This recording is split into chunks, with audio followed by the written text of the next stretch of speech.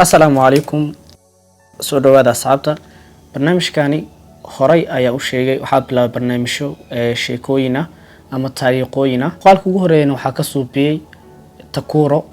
maanta waxa uga hadlaynaa sheekadani waxay kula noqon doontaa mid la yaab leh laakiin muuqaalkani waxaad kaga bogan doontaa sababta iyo faahfaahinta aad ku rumaysatid sheekadani murugada leh Joseph waxa uu 15 sano ku qaatay dugsiga hoose oo uu dhowr jeer ka gudbi waayay fasalka koowaad ardayda fasalka la bilowday waxay noqdeen qaarkood duuliyaal dhaqaatiir iyo macallimiin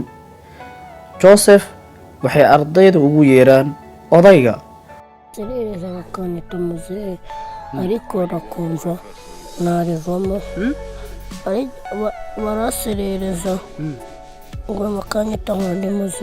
waa 21 jir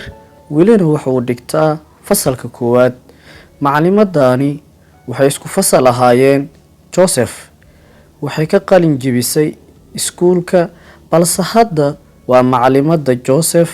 nitwa Chantal Umuhoza abantu mwarimu w'ishuri ribanza rya Gisanze waxa uu sanado badan ku qaatay hal fasal qaar ka mid ah ardaydii isku fasalka ahaayeen ay ka qalin jibiyeen jaamacadihii oo ay xitaa bilaabeen xirfado ay ku shaqeystaan waxaan bilaabay inaan wax baro tan iyo 2018 markasta oo aan cashar cusub dhigayo waxaan hubiyaa inuu la fadhiisto caruur kale oo caqli badan oo iyaguna caawiya uu fahmayaa mowduuca cusub ama cashirka cusub laakiin dhowr daqiiqo kadib waa uu ilaawayaa cashirkii Joseph waa wiil wanaagsan waxa uu caawiyaa waalidkiisa howlaha qaar sida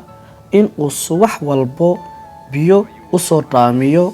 ka hor inta aanun aadin iskuulka marka ay u dirto Joseph hooyadii dukaanka si uu u soo iibiyo sonkor balse wuxuu u keenayaa bariis Joseph hooyadiis waa in ay ku noqotaa dukaanka taasi oo mararka qaar ay isku dhacayaan ganacsatada dukaamada laakiin qaar badan oo ka mid ah dukaanleyda dariska ayaa arintani la qabsaday markasta oo Joseph yimaado waxay weydiiyaan 2 jeer ama xitaa wacaan Joseph hooyadiis si ay u hubiyaan in la siiyay adeegii loo soo diray mararka qaarkood waxaan wax walba ugu qoraa warqad oo aan u sheego in uu xafido wax uu iibsanayo ama haddii kale aan u raaco dukaanka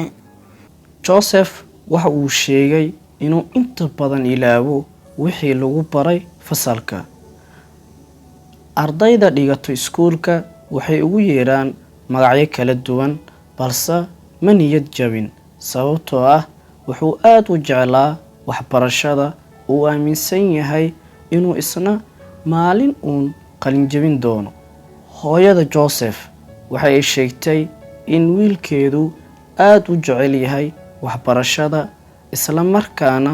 aynan jirin cid ka hor istaagi karta balse